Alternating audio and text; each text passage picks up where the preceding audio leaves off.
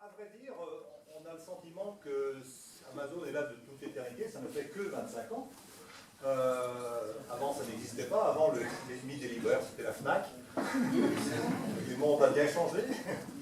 Et en 25 ans, ce que montre vraiment de manière absolument remarquable ce livre qui s'appelle Le Monde selon Amazon,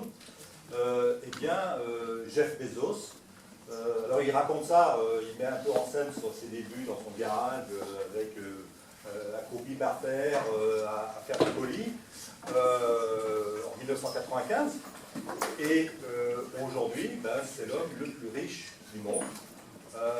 Il y a 650 000 employés d'Amazon de par le monde.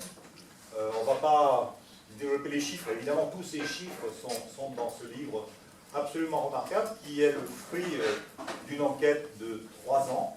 Alors je vais poser quelques questions à Benoît Berthelot, et ensuite évidemment il y aura un temps d'échange avec vous, bien entendu. Et puis, ce qui sera intéressant avant ce temps d'échange, et pendant ce temps d'échange, c'est de voir qu'est-ce qu'on peut faire. Quelle action peut-on mener contre ce monstre? Enfin, moi, j'ai tendance à appeler le monstre, parce que c'est vraiment on verra au fil des réponses que fait Benoît, qu'il y a faux sur toute la ligne, comme on dit. C'est-à-dire qu'il y a vraiment plein de domaines dans lesquels Jeff Bezos envisage une société qui, manifestement, dans laquelle l'être humain n'a plus sa place. Voilà. Alors, on va commencer par le début, par la naissance de l'entreprise. Et puis ensuite, on verra comment Jeff Bezos s'est différencié des autres, quels sont ses secrets, comment il est arrivé effectivement à être aussi puissant en si peu de temps, 25 ans. C'est absolument ahurissant. Et puis, on est déjà dans le futur avec Jeff Bezos, parce qu'on verra qu'il a l'envie d'aller encore au-delà. Alors, on verra que c'est la reconnaissance faciale, que c'est les drones, que c'est la conquête spatiale. Donc voilà, on va essayer de détailler tout cela. Donc on va commencer par le début. Donc comment Jeff Bezos crée-t-il cette société? Comment il s'y prend? Bonsoir, d'abord merci vraiment de votre présence et de cette invitation à toutes les associations. Jeff Bezos, il est un Américain qui a 55 ans aujourd'hui, qui est l'homme le plus riche du monde avec 115 milliards de dollars de fortune, en compétition avec Bernard Arnault en ce moment, le Cocorico, et parfois avec Bill Gates, voilà. Parfois en compétition avec Bill Gates. Ce qui est intéressant, c'est que Jeff Bezos et Bill Gates habitent dans la même rue, l'allée des milliardaires à Seattle, donc au nord-ouest des États-Unis. C'est une allée où je me promène au début de ce livre et où j'ai croisé Jeff Bezos devant chez lui. C'est la seule fois où j'ai pu l'approcher et pas lui parler. Mais Jeff Bezos, peut-être, ce qui est intéressant dans son profil, c'est qu'à l'inverse d'autres patrons de ces GAFAM, Google, Apple, Facebook, Amazon, lui n'est pas vraiment un hacker ou un informaticien au départ, c'est un financier. Il a débuté dans la finance à New York. Son parcours, c'est donc celui d'un enfant qui a été adopté. Il a été adopté peu de temps après sa naissance par son beau-père, Mike Bezos, qui est un immigré cubain. Il a donc eu ce trait qui est commun avec Steve Jobs ou d'autres patrons de la Silicon Valley qui sont des enfants adoptifs, et qui est intéressant, que je développe un peu aussi avec un psychanalyste dans le livre. Mais en tout cas, c'était rapidement un enfant surdoué, qui a été couvé par ses parents, qui l'ont mis dans des écoles Montessori, dans les meilleurs lycées de Miami ensuite. Il a fait des établissements dans lesquels il était major à chaque fois. Il a fait Princeton, qui est une grande université américaine. Il voulait être au départ dans la physique, il voulait être astrophysicien. Ce qui est intéressant, c'est quand il a terminé premier au lycée à Miami, il a fait un discours comme c'est le cas aux États-Unis dans ces cas-là devant ses camarades. Et il leur a dit, je veux être un entrepreneur de l'espace. C'était ça son rêve dans la vie. C'était pas d'être un astronaute comme beaucoup de garçons, mais un entrepreneur de l'espace. Et sa vision, déjà à l'époque, c'était que l'humanité, dans 200, 250 ans, aurait migré dans l'espace. Et lui, son idée, c'est que tous les hommes vivent dans des grandes capsules contenant 1 million d'habitants. Certaines reproduiront des parcs naturels, certaines seront des parcs d'attractions, reproduiront des villes européennes comme Florence, etc. Et toute l'industrie sera aussi délocalisée dans l'espace, selon cette vision. La Terre deviendrait un parc naturel, visité peut-être uniquement par les riches pendant leurs vacances. Il a vu un physicien à la télé dire ça quand il était adolescent, et il a gardé cette vision. Et ce qui est assez fou, c'est qu'il a effectivement bâti, un peu après Amazon, une entreprise de conquête spatiale, Blue Origin, qui aujourd'hui déjà envoie des fusées dans l'espace, des fusées réutilisables qui se reposent sur Terre et qui donc permettent de réduire le coût des lancements dans l'espace. Et on y reviendra peut-être. Mais c'est pour que vous voyez la détermination de ce personnage. Il a donc, plutôt que de faire de la physique, il ne s'estimait pas assez bon pour ça, il a bifurqué vers la finance. Il a travaillé dans un hedge fund de New York, qui était à la pointe à la fois de la finance et de la technologie, puisque c'est le fonds qui a inventé le trading à haute fréquence, donc le trading assisté par ordinateur, qui a révolutionné la finance. Donc vous voyez que c'était vraiment un endroit où on expérimentait, où on inventait la finance de demain, ce qui est très révélateur aussi. Son supérieur dans ce fonds lui a dit Jeff, tu devrais observer ce qui se passe avec Internet. On est en 94, c'est les débuts de l'Internet grand public. Et tu devrais regarder si Internet ne peut pas être appliqué au commerce. Est-ce que cette révolution-là ne va pas changer le commerce aussi? Les taux de croissance d'Internet à l'époque, c'était 2300% par mois. La croissance des débits échangés. Et Jeff Bezos s'est dit oui, effectivement, il y a quelque chose à faire. Et je ne vais pas rester dans le fonds d'ESCO pour financer cette nouvelle activité. Je vais créer ma start-up pour lancer cette activité. Jeff Bezos était déjà en couple à l'époque avec Mackenzie Bezos, qui est maintenant son ex-femme, puisqu'ils ont divorcé l'an dernier, mais elle l'a rencontré juste avant de fonder Amazon. Et ils ont fondé Amazon à Seattle, en 1994 donc. Effectivement, en louant une maison et en commençant l'activité dans le garage de cette maison, ce à quoi Jeff Bezos tenait, parce qu'il y a toute une mythologie de fonder sa start-up dans un garage. Voilà. Il avait en fait des prêts assez confortables de ses parents, qui ont été les premiers à financer son activité, etc. Et évidemment, ce qui est important de dire, c'est qu'il a choisi pour se lancer les livres, la librairie en ligne. C'est pas un choix qu'il a fait par goût de la diffusion du savoir et de la connaissance, même s'il est un lecteur surtout de science-fiction, vous l'aurez compris. Il a choisi le livre, pourquoi? Parce que c'est un objet facile à envoyer par la poste, qui ne va pas se casser en route. C'est un objet qui est, on va dire, standardisé. Vous pouvez voir la couverture, la 4e de couverture, avoir une bonne idée du livre. Contrairement à par exemple des vêtements qu'il faudrait essayer, et à l'époque il s'est dit que c'était plus pertinent. Surtout c'est un objet qui existe en millions de titres différents, et même la plus grande des librairies ne peut pas tous les contenir. Donc c'est là qu'il s'est dit qu'Internet et le catalogue informatisé a un avantage sur la boutique physique. Il n'avait évidemment pas tous les livres en stock quand il a commencé. Il y avait un entrepôt pas loin de Seattle qui stockait un grand nombre de livres, mais il a pu clamer dès le début sur son site un slogan marketing qui était 1 million de titres disponibles, la plus grande librairie du monde. Ce qui a évidemment hérité les libraires et les chaînes de libraires qui ont considéré que c'était mensonger, mais là encore le sens du marketing a pris le dessus. Il a commencé à expédier des livres en fait assez vite dans les 50 États américains dès le premier mois, et ensuite très rapidement aussi dans tous les pays du monde. Amazon, la marque Amazon commence par un A, et ce n'est pas anodin. À l'époque, les archives, les listings du web étaient par ordre alphabétique. Voilà. Donc c'était bien d'avoir un A. Amazon, évidemment, c'est le fleuve avec le débit le plus important au monde. C'est pas le plus long du monde, c'est le monde, mais et c'est le large débit, et donc c'était voilà, Earth Biggest River, Earth Largest Catalog. C'est ça le slogan au départ. Et en fait, l'entreprise a été connue rapidement via les médias, ce qui ne lui a pas coûté grand-chose. Le Wall Street Journal a fait un portrait de Jeff Bezos 1 an après le lancement, et ça a fait un effet bouche à oreille.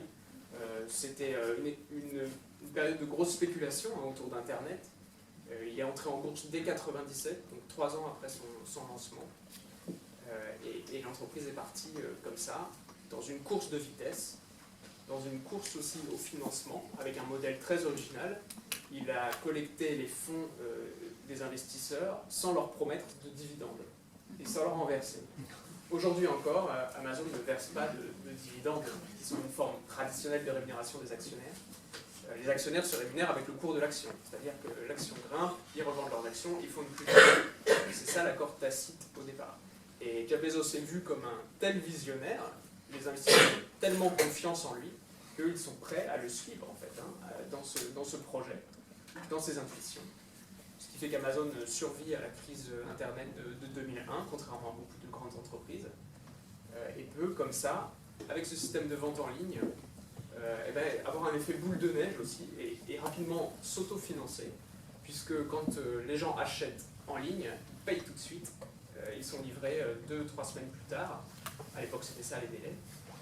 Et les fournisseurs sont payés encore après, donc c'est un effet boule de neige, un effet d'avance sur trésorerie, en fait, qui a permis à l'entreprise de s'auto-financer. C'est comme ça que fonctionnent les grandes surfaces aussi. Voilà, par exemple aussi, avec les tarifs négociés, et avec des délais très, très allongés, qui ont permis à l'entreprise de prendre cette avance. Rapidement, Jeff Bezos s'est rendu compte que les gens étaient prêts à acheter sur Internet des essuie-glaces pour leur voiture, du papier toilette, même des vêtements. Il pensait au départ que la robe du soir ne pourrait pas se vendre sur Amazon. Et en fait, Amazon est devenu l'an dernier, même en France, le premier vendeur de vêtements en ligne. L'achat de vêtements en ligne est banalisé. Oui, je crois qu'il a 30% du marché, c'est ça. C'est voilà. Énorme. Voilà, c'est considérable. Donc voilà, très rapidement, l'histoire de Jeff Bezos, qui a beaucoup d'autres aspects, qui est un personnage inquiétant sur bien des aspects. Alors, je pense qu'il faut peut-être en parler un tout petit peu, parce que derrière ce personnage, il y a une philosophie. Alors qu'on ne connaît pas trop en France, il se dit libertarien. Peut-être vous expliquer ce que ça veut dire que libertarien. Et on va voir que ça va avoir une implication très forte par rapport à son mode de fonctionnement et son rapport à l'impôt en particulier. Oui, les libertariens, je crois que lui-même ne s'est jamais dit libertarien. Il ne s'est jamais prononcé d'ailleurs sur une couleur politique ou quoi que ce soit. Mais c'est en fait une déduction qu'on peut faire en observant ses actions. Les libertariens aux États-Unis, ça comprend plusieurs composantes. C'est d'abord le libéralisme économique, donc la liberté d'entreprendre, la liberté d'entreprendre avec un minimum de régulation de l'État, une régulation minimale. Toute régulation est mal vue, pour simplifier. C'est plus large que ça, c'est-à-dire il serait pour la légalisation du cannabis, il a financé les lois sur le mariage gay, enfin, ça englobe aussi la liberté de mœurs, c'est la liberté totale des individus et l'individualisme aussi poussé à l'extrême, bien sûr. Ça, c'est sa philosophie.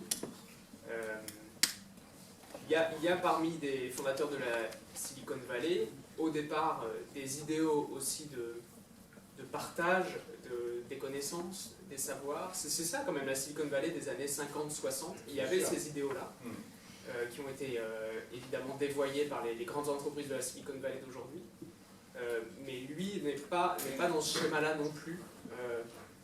Son ambivalence très, très, très étrange, en fait son pragmatisme, son opportunisme, c'est d'être à la fois contre les États quand il s'agit de payer des impôts, et de chercher aussi les contrats publics dès qu'il le peut, qui sont des énormes contrats pour son activité, pour les différentes activités d'Amazon.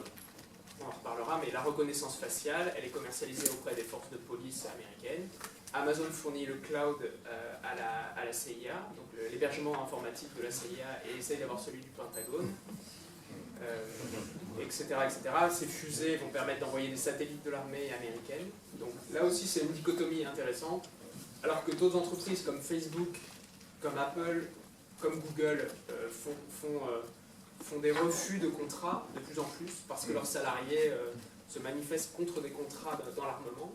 Amazon serait plus arrangé aux côtés de Microsoft, qui est aussi un gros acteur auprès des armées, des États, comme une entreprise pragmatique dans ce genre de contrat. On l'a vu d'ailleurs très récemment parce que l'Europe et la France avaient envie de taxer un peu donc, Amazon. Il a immédiatement développé ses lobbies auprès de Trump, qui a dit ben non, pas touche, autrement je vais taxer vos bagnoles de luxe, vos camemberts et votre vin.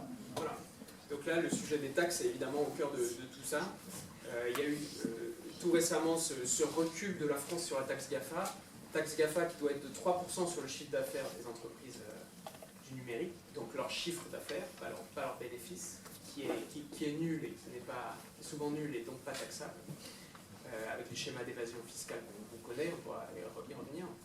Mais du coup, oui, effectivement, la France a dit qu'elle allait suspendre les paiements pour cette année, pas les annuler, mais les suspendre, pour se dire, effectivement, il y aura peut-être une négociation en parallèle avec l'OCDE, avec les 120 États qui actuellement essaient de se mettre d'accord pour une nouvelle fiscalité mondiale. Évidemment, la fiscalité des entreprises, traditionnellement, c'est taxer les entreprises là où elles ont des établissements physiques, leur siège, leur boutique. Ce n'est pas pertinent à l'heure du numérique, parce que de très nombreuses entreprises ont un siège à un endroit et arrosent des territoires énormes et très nombreux à partir de leur siège. Amazon a tiré parti de ce fait extrêmement tôt, puisque Jeff Bezos a voulu d'abord installer l'entreprise dans une réserve indienne, américaine, proche de San Francisco. Vous savez qu'il y a des réserves encore aujourd'hui amérindiennes qui ont des régimes spéciaux, notamment au niveau de la fiscalité. Et il a contemplé la possibilité d'y mettre Amazon pour avoir les talents de la Silicon Valley et en même temps ce régime fiscal. Il a choisi Seattle, pas par hasard, parce que c'est un État peu peuplé et donc l'impôt était aussi moindre qu'en Californie. Pendant longtemps, Amazon a eu des entrepôts dans seulement 3 États américains et arrosé le reste des États, ce qui lui permet de payer un impôt minimal. L'an dernier, Amazon a payé moins 129 millions dollars d'impôts au niveau fédéral américain. Donc non seulement ils ont payé zéro, mais ils ont eu un crédit d'impôt de 129 millions. L'an d'avant, c'était zéro aussi, parce qu'ils ont tiré parti de niches fiscales votées par Trump, que ce soit sur les investissements en R&D, les embauches, ils ont tiré parti de toutes ces niches pour annuler leur impôt. Tout récemment, pour redire aussi le personnage de Jeff Bezos, la mairie de Seattle a voulu faire voter. C'est atroce. Elle a voulu faire voter une taxe parce que, évidemment, en étant le quartier général d'Amazon, Seattle a maintenant 40 000 employés d'Amazon qui travaillent dans la ville, qui sont installés dans la ville. Ce ne sont pas évidemment les gens payés au SMIC dans les entrepôts, c'est les ingénieurs d'Amazon qui sont eux très bien payés. C'est le haut du sablier. Et évidemment, l'effet immédiat, ça a été de faire exploser les loyers à Seattle. Quand vous allez à Seattle, comme à San Francisco, vous avez vraiment des SDF partout dans la rue, dans la bibliothèque. Ça s'est énormément paupérisé. La ville a voulu faire une taxe sur les grandes entreprises de $250 par employé, taxe qui devait servir à financer des logements, la construction de logements à tarifs accessibles. Amazon a fait une campagne de lobbying terrible pour que cette taxe ne soit pas votée. Il y avait une tour en construction dans le centre de Seattle et Amazon a dit on arrête la construction de cette tour et on n'embauchera plus personne à Seattle si la taxe passe. J'étais à ce moment-là à Seattle et il fallait voir vraiment les ouvriers en bas de la tour qui hurlaient pas de taxe, etc. Donc c'était toute une sorte de mise en scène comme ça assez hallucinante. La taxe n'a finalement pas été votée. Et quelques mois plus tard, Jeff Bezos a annoncé la création d'un fonds philanthropique, la Bezos Foundation. Il a promis 2 milliards dans ce fonds, on ne sait pas sur combien d'années, mais c'est ce qu'il a promis. Et il a commencé par donner évidemment à des associations qui s'occupaient des sans-abri. Voilà, donc c'est lui qui décide de la manière dont l'action publique en fait, au départ doit être menée, il aura une meilleure gestion évidemment de cet argent. Et de la manière dont c'est fait que la ville. Au niveau européen, l'organisation fiscale, elle est simple.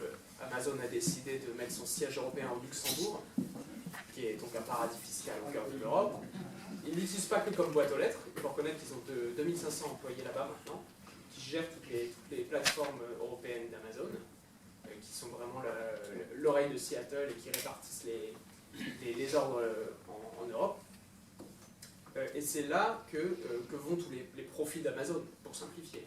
C'est-à-dire que Amazon a une dizaine d'entreprises différentes en France, il faut le savoir, c'est loin d'être simple. J'ai détaillé tout ce système dans le livre, mais en le vulgarisant, mais c'est un travail compliqué à faire. Il y a une entreprise principale qui, elle, fait du commerce, en fait, tout simplement. Achète des stocks de 1000 télévisions, les revend. La marge est évidemment très faible. Comme dans tout le reste du commerce, c'est une activité à faible marge. Et donc cette entreprise paye ses impôts en France, mais comme elle dégage très peu de bénéfices, elle en paye très peu. En revanche, ce dont Amazon se vante moins, c'est que les 9 autres entreprises, elles récoltent les bénéfices et elles sont en fait luxembourgeoises, elles n'ont qu'une succursale en France. Et ces services-là, le premier d'entre eux, ce serait le cloud, les serveurs d'Amazon. Vous connaissez le principe du cloud, c'est pour les entreprises et les particuliers d'ailleurs, stocker des fichiers à distance, faire tourner des fermes de serveurs à distance. Amazon a inventé le cloud élastique, le cloud à la demande, ce qui fait que les grandes entreprises ne payent que ce qu'elles consomment suivant leurs besoins en connexion. Vous connaissez Netflix, qui est pourtant un rival d'Amazon dans le streaming de séries. Et Netflix a tout son cloud chez Amazon. Quand les gens se connectent pour regarder des séries, s'il y a un pic, ça bug jamais, Netflix, il n'y a aucun problème, parce qu'il y a ce cloud élastique ultra performant de Amazon derrière. Amazon a investi. Il y a même la SNCF. Alors, c'est ça. Radio France. La SNCF, Radio France, Renault, Airbus, la Société Générale. Enfin, vous avez un nombre considérable d'entreprises qui sont clientes du cloud d'Amazon. C'est d'ailleurs, je crois, ce qui est le plus rentable d'ailleurs. Voilà. Et c'est effectivement le plus rentable dans le business d'Amazon. Parce que c'est vrai qu'ils ont développé ces serveurs, ils les ont multipliés, ils ont des milliers d'ingénieurs qui bossent là-dessus, ils ont pris beaucoup d'avance sur leurs concurrents, ils sont plus gros que les 4 suivants réunis, qui sont quand même Microsoft, Google, Alibaba et IBM. Ils ont 35% du marché mondial. Ils ont la CIA, ils ont le ministère de la Justice britannique, et en France, ils essaient d'avoir aussi la fonction publique sur Amazon. Même l'éducation nationale française a stocké les évaluations des élèves de CP, CE1, 6e, les évaluations. Elle ne le savait pas, mais un prestataire de l'éducation nationale qui stockait ces évaluations, qui est basé au Luxembourg, est chez Amazon et a ses serveurs en Irlande. Voilà. Donc, ça c'est... J'ai lu récemment un article sur les libraires américains qui essayent de lutter évidemment contre Amazon et qui ont beaucoup plus de difficultés que nous en France parce qu'il n'y a pas de prix unique du livre et que les livres peuvent être discountés massivement. Et ils disent que 48% de la puissance informatique publique mondiale est contrôlée par Amazon Web Services. Voilà. C'est colossal. Ça permet à Amazon de tirer profit de la croissance de tout le reste d'Internet. Alors on est tous ici clients d'Amazon indirectement. C'est ça. Si vous allez sur Internet, je veux dire, c'est obligatoire que vous passiez par les serveurs d'Amazon. Donc il y a des problèmes évidemment de fiscalité liés à ça, parce que moi j'ai constaté qu'il y avait 300 personnes à la Défense qui travaillaient pour Amazon Web Services. Il y a des 3 fermes de serveurs en France, des serveurs d'Amazon qui sont en France. Il y a des entreprises françaises qui sont clientes. Compliqué de justifier que cette entreprise soit basée au Luxembourg et ne paye pas d'impôts en France. Et c'est une marge, encore une fois, de 7 milliards l'an dernier, c'est-à-dire que ça a rapporté ça, plus que le commerce, plus que tout le reste à Amazon, et c'est autant que les profits de McDonald's l'an dernier, par exemple. Ce niveau de richesse que ça apporte à Amazon. Cet argent-là, il subventionne le reste de l'activité d'Amazon.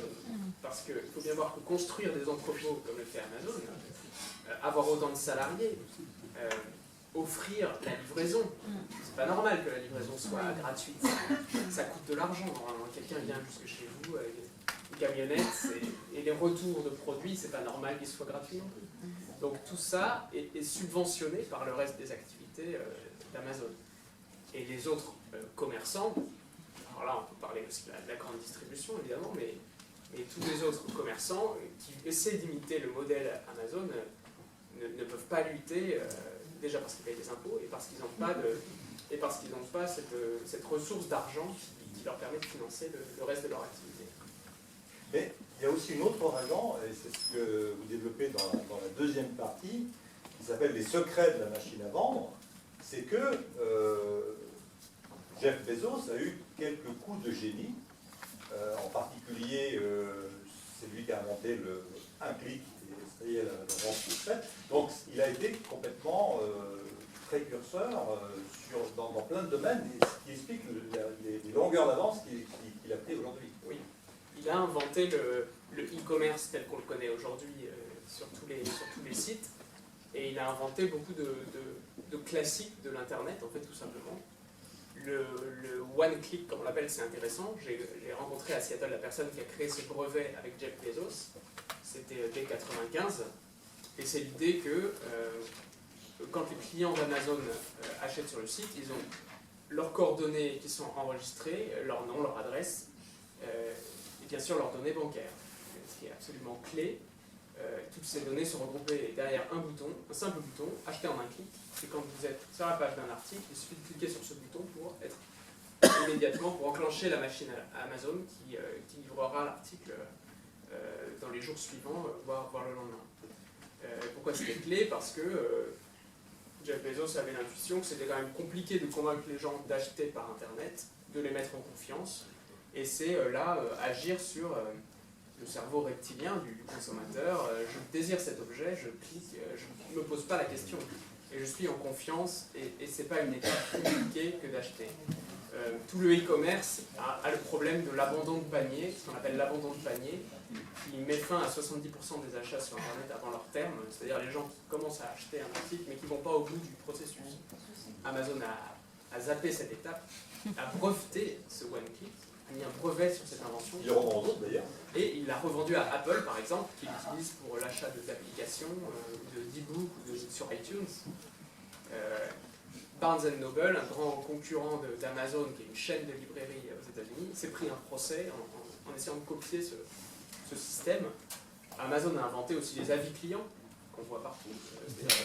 Les éditeurs ont d'abord dit à Jeff Bezos, ça n'a aucun sens de laisser les gens écrire des avis négatifs sur les livres qu'on essaie de vendre.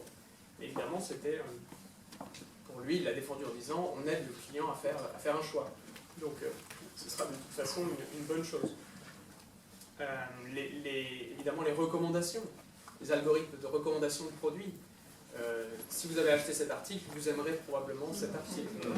Ça, c'est un algorithme tout bête, c'est-à-dire c'est A et B. Les gens qui ont acheté A ont aussi acheté B, on va recommander B. Ça, c'est aussi un brevet Amazon qu'on retrouve sur YouTube, par exemple, qu'on retrouve sur Netflix, voilà, qui font que les gens tournent en boucle dans leur centre d'intérêt et peuvent parfois tomber dans des spirales comme ça de contenus similaires à regarder sur Internet. Ça, c'est aussi un brevet Amazon.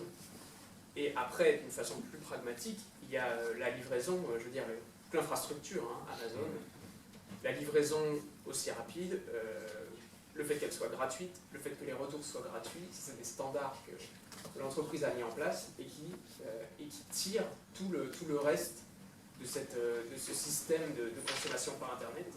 Je veux dire, c'est une course effrénée à la vitesse, à la rapidité, à la gratuité, donc évidemment à des conditions sociales qui sont déplorables pour les salariés de la logistique et les livreurs, on va en reparler. Enfin, c'est tout ce système-là qui est tiré par Amazon et par son système. Le client est roi, et c'est vraiment, il a poussé très loin cette notion de client. Oui. Il y a chez Amazon 14 leadership principles, principes de leadership, qui sont censés faire de tout Amazonien, on les appelle les Amazoniens, un leader. Et je détaille les 14 principes de leadership qui sont vraiment pas banals, il faut les lire. Et le premier de ces principes, c'est Customer Obsession, l'obsession du client. On fait tout au nom du client, et le client est roi, effectivement. C'est un principe un peu banal, je dirais. Tout commerçant est censé raisonner comme ça. Mais la vérité, c'est que non, il y a toujours des dimensions qui vont prendre le dessus, faire des économies, aller au plus facile, etc. Et Amazon a investi en fait énormément d'argent pour satisfaire ses clients à tout prix. Par exemple, rembourser des articles vraiment par défaut, quand les clients Amazon ne sont pas satisfaits d'un article, ils sont remboursés immédiatement. Parfois certains d'ailleurs ne retournent même pas à l'article, mais ils seront remboursés quand même. Je veux dire, le service client, il fonctionne, vous envoyez un mail, vous avez une réponse au bout de 6 minutes, tout ça a été très bien développé au niveau informatique. Voilà, avoir des retours gratuits, avoir les livraisons gratuites, offrir aux clients ce qu'ils souhaitent, et la vision, en fait, la certitude qu'affiche Jeff Bezos, c'est que les clients voudront toujours le moins cher possible, le plus de choix possible, et le plus rapidement possible. Donc là aussi, Amazon a fait en sorte que ce soit toujours vrai, vrai le plus souvent possible sur Amazon. Sur le prix, Amazon a développé des algorithmes, des robots qu'on appelle des crawlers, qui vont ramper donc, sur le web en temps réel et qui vont voir les prix chez tous les concurrents, espionner les changements de prix des concurrents en temps réel, et si la Fnac change son prix sur tel téléviseur, Amazon, 15 minutes plus tard, va afficher le même prix, voire légèrement inférieur, pour battre son concurrent. Et c'est les seuls qui font ça, parce que c'est les seuls qui le font aussi souvent. Alors en fait, Cdiscount ou d'autres le font, mais ils font appel à des prestataires pour ça. C'est pas internalisé, ce sera pas aussi rapide, ce sera pas aussi bien fait, en fait, aussi performant. Sur le choix, ce qu'il est important de savoir, c'est que effectivement vous trouvez tout et n'importe quoi sur Amazon, et peut-être même trop, c'est-à-dire que vous tapez tournevis, il y a 8000 tournevis différents au choix, ce qui devient un problème pour eux parce que les consommateurs disent on s'y retrouve plus, c'est n'importe quoi. Pourquoi il y a ce choix, cette profusion? Parce qu'Amazon a aussi inventé la place de marché. Ah oui, on dit souvent la marketplace. Voilà. La place de marché, c'est quoi? C'est que toute entreprise, même petite entreprise, très grande, peut utiliser le site Amazon pour y vendre ses produits. Donc n'importe quelle entreprise de France paye 39 € par mois et elle a accès à un site internet visité par 25 millions de Français par mois. Je veux dire, qui dit mieux, c'est la plateforme où tout le monde va pour acheter. Il y a des individus, peut-être des gens parmi vous, qui peuvent, qui vendre. ont 10 000 livres qui leur restent sur les bras, et puis ils les vendent sur le marketplace d'Amazon. Voilà, c'est très, très simple d'utilisation. Amazon prend évidemment une commission de 15% sur la vente. Ça, c'est de la marge nette. Vous l'avez compris, ça va directement au Luxembourg. Là, Amazon gagne à tous les coups sur ça. Il n'a pas à se soucier de sa marge, de son changement de prix. Je veux dire, c'est facile, ça tourne tout seul. Évidemment, les commerçants qui utilisent cette place de marché vont devoir payer toujours plus. Ils peuvent payer pour stocker leurs articles directement dans les entrepôts Amazon. La livraison sera plus rapide, ce sera accessible aux clients en Prime, donc les abonnés qui payent 49 € par an pour avoir la livraison gratuite et plus rapide. Donc ça va augmenter les ventes. Il faut payer pour ce stockage. Et d'ailleurs, ça a occasionné un des faits médiatiques marquants contre Amazon récemment. Vous en avez peut-être entendu parler. On s'est rendu compte qu'Amazon détruisait des invendus neufs, entièrement neufs, dans tous ces entrepôts français. Ils le font encore aujourd'hui et dans le monde entier. Et ceci pourquoi? Parce que les vendeurs de la place de marché sont souvent des Chinois, 30%, des Hongkongais, et ils payent pour ce stockage dans les entrepôts français d'Amazon, mais au bout de 6 mois, Amazon leur dit « Bon, ça s'est pas vendu, votre stock, nous on a besoin de faire une rotation de notre stock, donc soit vous rapatriez vos stocks, et ça coûte un peu cher, si c'est loin, soit vous envoyez ça au pilon et on met ça à la benne pour vous, et ce sera détruit. Et ça c'est moins cher. Donc évidemment, de très nombreux commerçants utilisent ça. 3 millions d'articles neufs détruits par an juste en France. Là on parle de boîtes de Lego, des tablettes Samsung, des polos Ralph Lauren. Alors dans le lot il y a des objets contrefaits, mais moi les salariés dans les entrepôts m'envoient des photos de ces objets détruits fréquemment, et ça continue. Et Amazon s'en lave les mains et dit c'est la marketplace, c'est les vendeurs indépendants qui décident de ce qu'ils font. De la même façon, ces vendeurs sont censés s'enregistrer pour avoir un numéro de TVA en France. Pensez bien qu'ils ne le font pas. On s'est rendu compte récemment que c'était un manque à gagner d'1 milliard par an juste pour la France, 1 milliard d'euros. Donc la fraude fiscale dont je parlais avant, c'est rien à côté de ça. Bercy vient de se rendre compte du problème. Il faut ouvrir les cartons pour voir si le commerçant a payé ou non la TVA, c'est très compliqué. Bercy veut rendre Amazon responsable du paiement de cette TVA et du contrôle. Ça va être toute une affaire, mais voilà.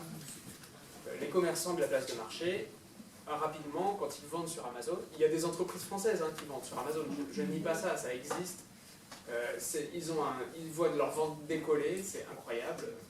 Je ne dis pas que ça existe, mais rapidement ils se rendent compte qu'ils doivent payer de la publicité sur la place de marché pour rester en bonne place en haut de la page. Vous savez bien que sur Internet on regarde que le haut de la page et les résultats de recherche. Ils payent là aussi de la publicité pour remonter. Amazon, si Amazon se rend compte qu'un produit marche très bien, vendu par un vendeur indépendant, Amazon peut décider de copier ce produit, ce qui s'est produit pour de nombreux e-commerçants qui sont en procès contre Amazon. Un vendeur de café des Pays-Bas s'est rendu compte que Amazon s'était mis à vendre la même marque de café. Et évidemment, ses ventes à lui s'effondraient. Donc c'est des modèles économiques très, très précaires. Je détaille de nombreux cas, mais c'est des néo-entreprises qui poussent comme ça comme des champignons. C'est que de la sous-traitance. Il faut embaucher des freelances qui répondent aux commentaires, aux requêtes des clients dans 6 langues. Voilà, il faut faire un peu de marketing, mais ça peut être fait par des indépendants. C'est comme ça des entreprises champignons qui se sont créées avec Amazon, et c'est ça qui évidemment permet à Amazon d'avoir donc ce choix si prolifique d'objets, puisque les gens s'inscrivent automatiquement, enrichissent le catalogue, et ça s'auto-alimente. Et là, on n'a encore rien dit des conditions de travail des salariés d'Amazon dans les entrepôts.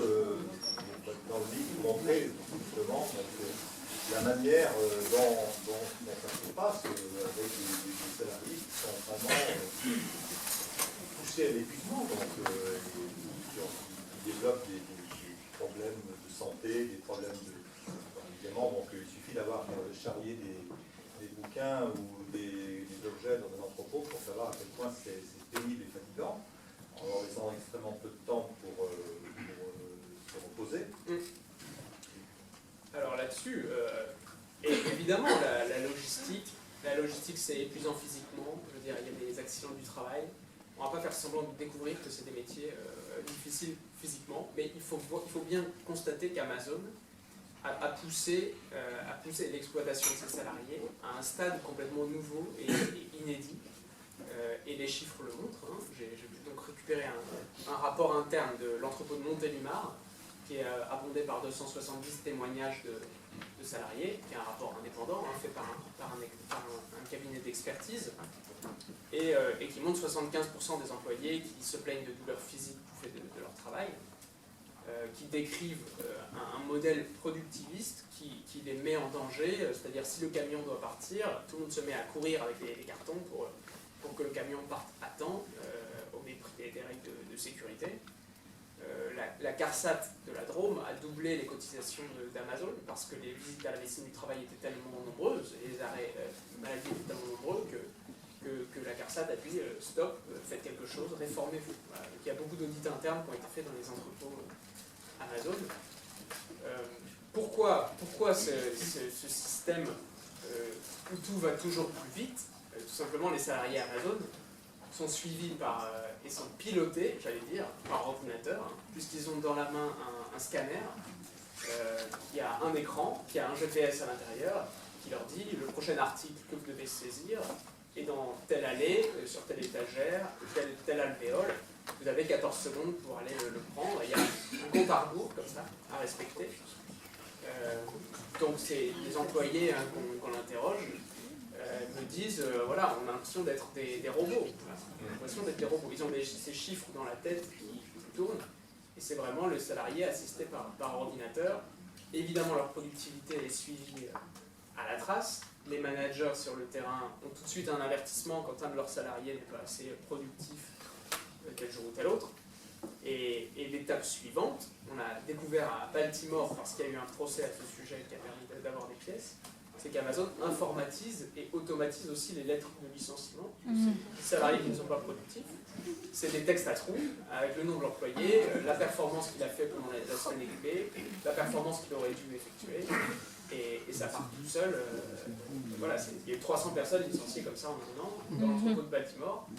Amazon dit que les ressources humaines peuvent intervenir et arrêter leur processus, mais il reste que c'est automatisé. Voilà. Puisque ça marche, pourquoi s'en priver? Donc il y a comme ça des aspects de numérisation vraiment du travail. Et ils testent aussi la gamification du travail. Ils se sont rendus compte évidemment que c'était je vais l'expliquer, mais ils se sont rendus compte que les salariés ne pouvaient pas faire ce travail indéfiniment pendant 10 ans, hein, même des encadrants des entrepôts le disent comme ça. Et donc ils ont à leur poste de travail un écran, un jeu vidéo en fait, qui fait que s'ils rapportent 130 colis par heure, qui est un bon score, leur voiture va avancer plus vite que celle du camarade, et c'est une course de voiture, comme ça. Il y a d'autres modèles où ils construisent un château fort, voilà, donc ça pour casser la routine en fait, du travail chez Amazon. Et voilà, en fait c'est une entreprise qui est un laboratoire du monde du travail, complètement numérisé, complètement géré par algorithme. Là aussi, ne nous voilons pas la face, ça existe dans beaucoup de secteurs, de plus en plus, mais il faut bien voir qu'Amazon est pris en exemple par beaucoup d'entreprises, de par ses performances, voilà, de par sa réussite. Elle est prise en exemple par les coachs en management, les 14 principes dont j'ai parlé, ils sont enseignés partout. C'est un modèle qui fait école, en fait, malheureusement. Ils sont bien payés ou non? Alors, ils sont payés au SMIC, comme ça, au départ. Il y a le 13e mois qui a été obtenu par les syndicats. Il faut bien voir qu'en France, les syndicats étaient au départ absents des entrepôts. Amazon est très anti-syndicat, évidemment, ça ne vous surprendra pas. Mais les entrepôts, c'est quand même des endroits où beaucoup de gens travaillent, et donc les syndicats peuvent s'implanter. Voilà, et ils arrivent à s'implanter dans chaque nouvel entrepôt. Ils mettent 1 ou 2 ans, mais maintenant ils sont organisés. Ils ont pu avoir le 13e mois, ils ont pu avoir la paye d'une des 2 pauses pipi de la journée, qui au départ c'était 0. Les pointeuses étaient au départ tout au bout de l'entrepôt, ils les ont rapprochées. Mais voilà, c'est une lutte pied à pied, permanente, entre les syndicats, la direction d'Amazon France qui plaque un modèle américain en disant c'est sûr, en France c'est pas l'esprit, ça choque, mais voilà, c'est comme ça qu'on fait, il faut s'ouvrir à ce qu'on fait. Vous avez énormément de management à l'américaine, la journée où tout le monde vient travailler en pyjama, c'est rigolo, des spectacles dans les entrepôts avec des acrobates dans le ciel de l'entrepôt, etc. C'est l'entreprise qui décide de toutes ces activités. Vous avez des choses comme... il y a eu un jeu concours à Noël 2017, j'ai appelé ça « Balance ton chef » quand j'ai fait un article sur cette partie. Et en gros, il fallait repérer les manquements à la sécurité des chefs. Donc les chefs, c'est des managers, un chef d'équipe de 10 personnes. Et chaque personne qui dénonçait un manquement de sécurité recevait un bon point. Et celui qui en avait le plus gagnait un drone à la fin. Donc là aussi, vous voyez, Amazon ne voit pas le problème, il trouve ça sympa. Et c'est ça l'environnement de travail chez Amazon. Il faut être Amazon compatible pour travailler dans ces entreprises. Et avant d'en venir au futur, d'ailleurs vous avez un dernier chapitre, vous imaginez donc une journée de Jeff Bezos en très bientôt 2030. En 2030. Ouais, c'est ça. Ça fait peur. Hein. Mais avant, il y a évidemment, on ne va pas y revenir beaucoup, mais il faut quand même le rappeler. Bon, c'est un peu le sujet du dernier film de Ken Loach. C'est le dernier kilomètre. Parce que c'est là aussi que tout se joue d'une certaine manière. Oui, c'est les livreurs. Ce qu'on appelle le dernier kilomètre, c'est la livraison jusqu'au domicile, en fait. Puisque les colis partent des entrepôts par camion, ils sont pris en charge par la Poste ou par des prestataires comme Privé, comme DHL. Oui, Amazon est le premier client de la Poste. Amazon en France est le premier client de la Poste. Voilà, il faut le savoir. Et ça pose toutes sortes de questions, et c'est le cas. Enfin, il n'y a que la Poste qui peut amener les colis dans une grande partie de la France. Hein. Les Colissimo, Chronopost, c'est les grandes villes, et puis après, voilà, Colissimo, c'est partout. Donc Amazon dépend quand même des infrastructures publiques et parapubliques, même si on veut parler de ce qu'elles deviennent. Voilà. Mais effectivement, le dernier kilomètre, c'est entre des centres de tri et les domiciles. Et ça, c'est une activité qui repose très très largement sur la sous-traitance. Je veux dire, même Chronopost, qui est la Poste, n'a que des sous-traitants, quasiment. Il n'y a pas de livreurs qui sont employés par Chronopost. Et donc j'ai fait une matinée avec parce que ça se passe le matin, et une demi-journée avec un livreur Chronopost. Et donc là, il faut voir tout le système qui est mis en place. Il y a aussi des livreurs Amazon que j'ai interviewés, etc. Et le système, c'est pareil, c'est 200 colis par tournée pendant les périodes de Noël. Pourquoi cette activité est aussi cyclique et donc précaire? C'est parce que, évidemment, le volume de colis à livrer à Noël n'a rien à voir avec le volume actuellement où il y a très peu d'achats. Et même le nombre de colis à livrer un lundi est nettement supérieur parce que toutes les commandes du week-end se sont accumulées qu'un vendredi, par exemple.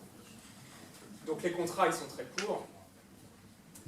Et on assiste à la création de myriades de petites entreprises où il y a 5-6 livreurs, 5-6 camionnettes, souvent des camionnettes Europcar, etc. Et même les camionnettes sont louées.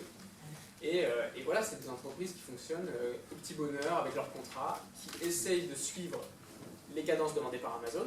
Amazon, s'ils n'ont pas les livreurs, ils évidemment fournissent le logiciel qui est dans les smartphones et qui dit à quel endroit les colis doivent être livrés, selon quel timing. Et là encore, quand le taux n'est pas suffisant, quand la rapidité n'est pas au rendez-vous, on arrête avec ce livreur ou on arrête avec ce prestataire. Et donc les livreurs, comme ceux que j'ai accompagnés, ils ont une bouteille, un jerrycan à l'arrière du camion qui leur permet d'aller aux toilettes. Parce qu'ils n'ont pas de temps pour la pause pipi. Ça, c'est factuel. Hein. J'ai vu le jerrycan, je veux dire, c'est pas un cliché. Voilà. C'est courant. Donc ça, c'est les livreurs. Et le film de Ken Loach, qui s'appelle Sorry We Missed You, qui est vraiment très intéressant, il est inspiré d'un système qui s'appelle Amazon Flex. Et donc là, ce sont des livreurs Amazon. Mais si vous voulez, c'est comme Uber. On le voit bien dans le film. C'est un monsieur qui décide de prendre une activité de livreur et il a juste à s'inscrire, à fournir lui-même le camion, et il est auto-entrepreneur. Et ça, c'est un système qui permet, ça s'appelle Amazon Flex, hein, donc c'est la flexibilité absolue. Ça, c'est le job bouche-trou qui existe en Angleterre, en Allemagne, en Espagne, pas encore en France. Je pense que ce sera compliqué à mettre en place en France. Mais aux États-Unis, ça leur permet de croître énormément. Évidemment, on se rend compte maintenant que ces livreurs causent des accidents de la route. Parce que j'ai bien vu avec celui que j'ai accompagné, ils grillent les feux rouges, ils prennent des contresens. L'ancienne directrice financière d'Amazon, qui a monté l'entreprise avec Jeff Bezos, elle était partie chez Google, mais elle est morte dans un accident de vélo, renversée par une camionnette, et c'était une camionnette qui livrait pour Amazon. Vous voyez l'ironie de la chose, mais il y a des statistiques sur les accidents de la route et les morts, et il y a beaucoup de plaintes contre Amazon aux États-Unis de ce fait-là. Moi, je me souviens avoir vu un reportage de Cache Investigation, je ne sais pas si vous l'avez vu, où on incitait carrément les livreurs à vélo à prendre les sens interdits pour aller plus vite. Deliveroo, oui. Ouais. Deliveroo, dans lequel Amazon vient de miser 250 millions de dollars. Donc Deliveroo, maintenant, c'est Amazon aussi. La livraison de repas à domicile depuis les restaurants. Donc, il y a une cohérence du modèle. Alors, on va en parler. Alors, on va peut-être aller encore plus loin pourrait sembler de la science-fiction, mais aujourd'hui, Amazon, et c'est la partie que vous avez appelée pas de limite.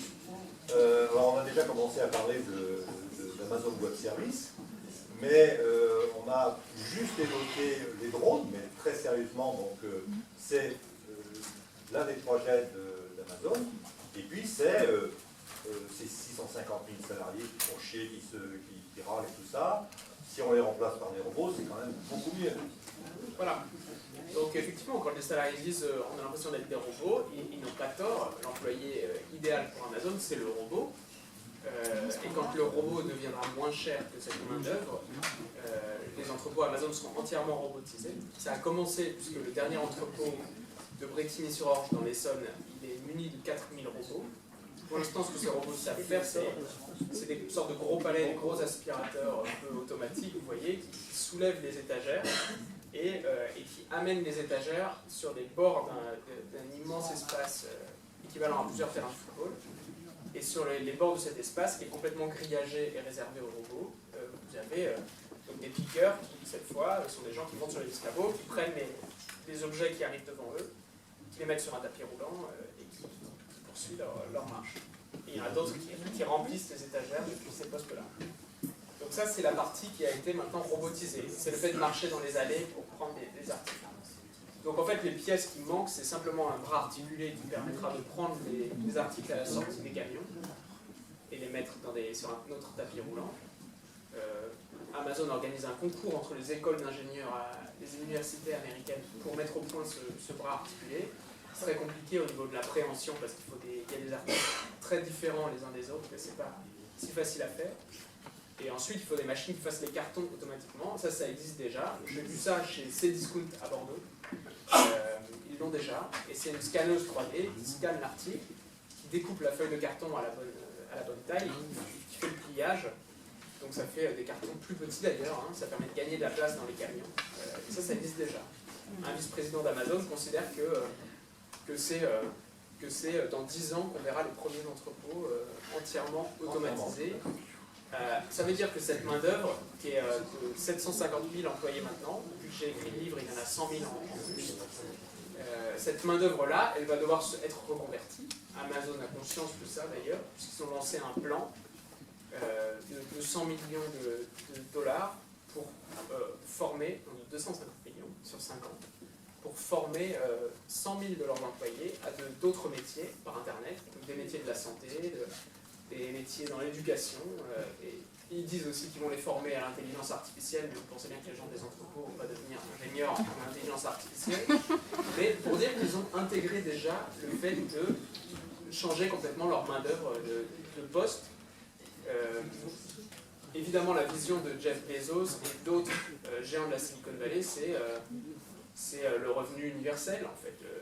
Les métiers très bien payés d'un côté, qui sont très qualifiés d'ingénieurs, et pour les masses laborieuses qui ne peuvent plus travailler, un revenu minimum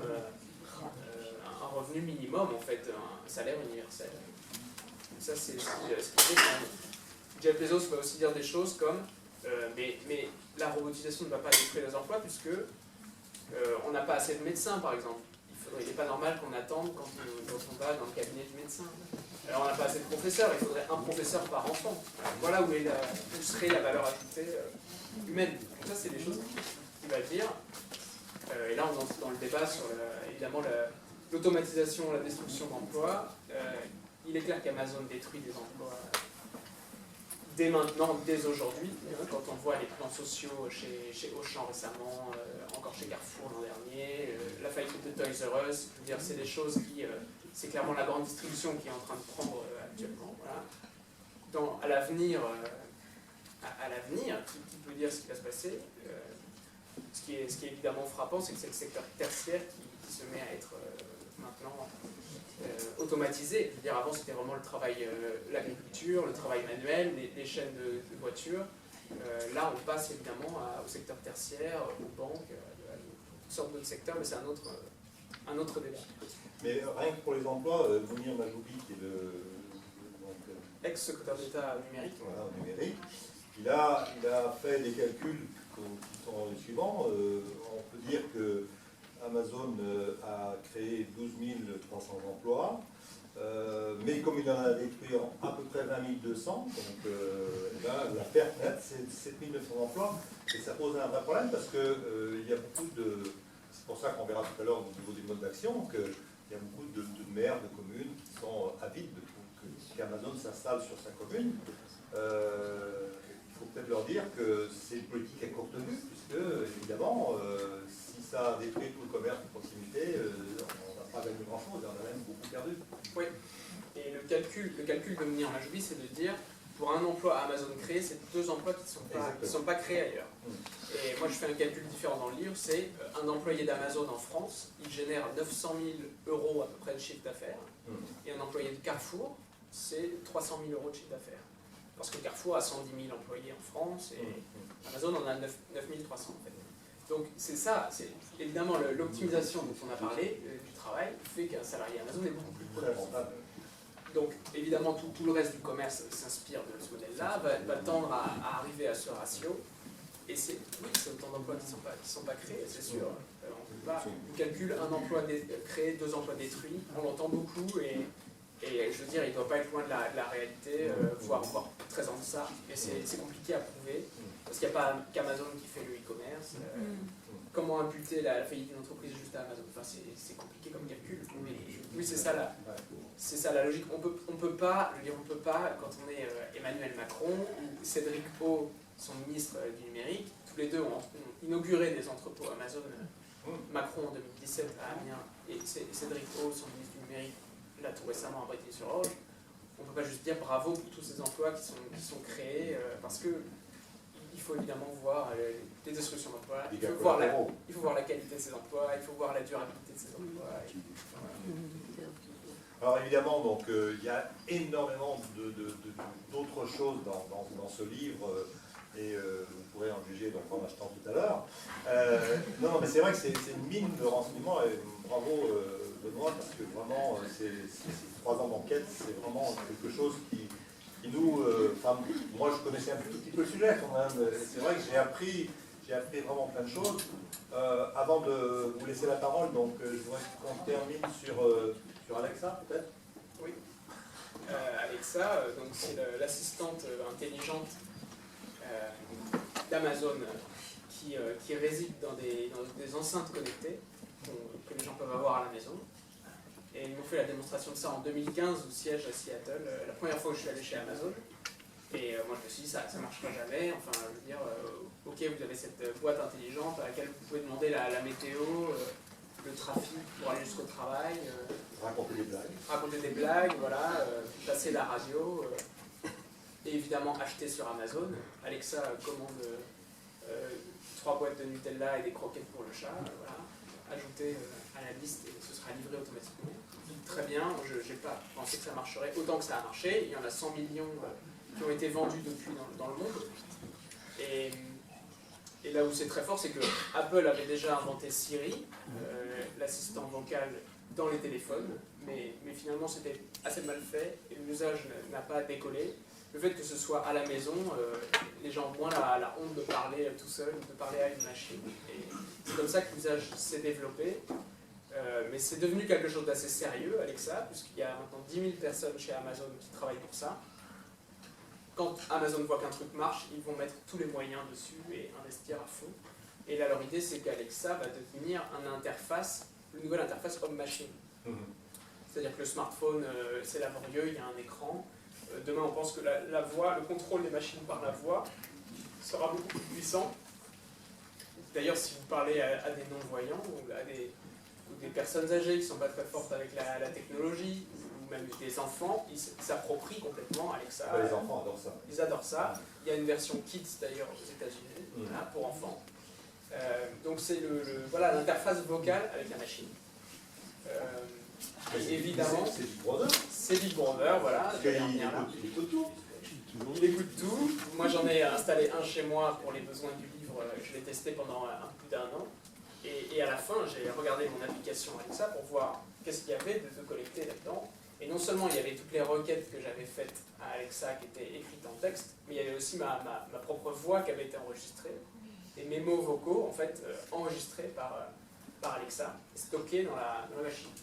Donc, toutes les données données par ce biais, évidemment, viennent enrichir le profil consommateur avec Amazon à la télé avec Alexa.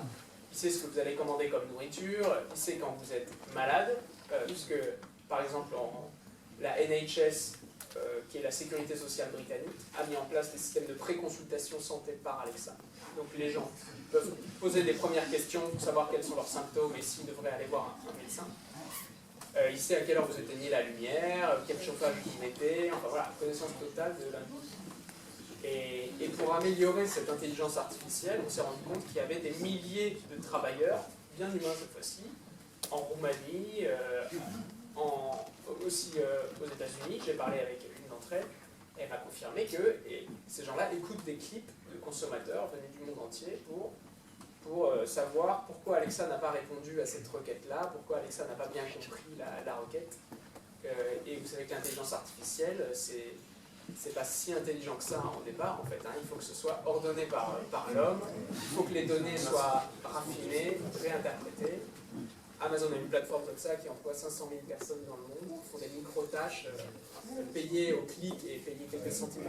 J'ai testé ça, voilà, c'est un autre truc à découvrir, complètement hallucinant, mais ils sont aussi des champions de ça. Donc voilà, c'est une intelligence artificielle qu'ils espèrent mettre dans les hôtels, dans les voitures, partout. En fait, un ordinateur ambiant.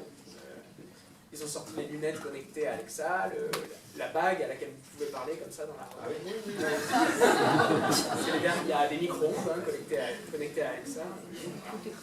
Des dizaines de milliers d'objets connectés à Alexa. Bon, on va s'arrêter là sur ce passionnant tableau, et puis on va vous laisser encaisser ce que Benoît vient de nous dire, et puis peut-être réfléchir ensemble sur comment en espérant que le scénario que vous décrivez à la fin ne réalise pas.